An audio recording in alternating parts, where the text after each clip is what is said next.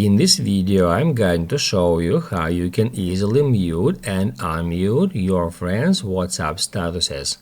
Be sure to watch the video to the very end so you don't make any mistakes.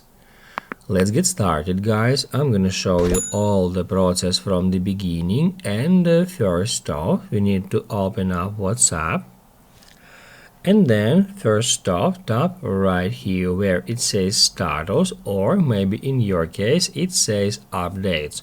Just select that tab, and that's where you can easily find all the recent statuses updates of your contacts. And first off, guys, now let me show you how we can easily mute someone to stop seeing their statuses on WhatsApp.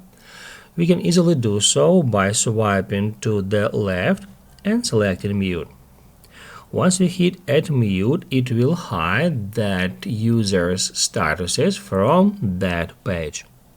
In the same way, we can hide another user statuses.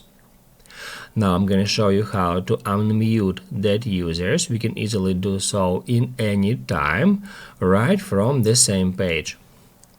Because right over here we can find muted updates, and if we get into it, it will show us all the users which statuses we have muted.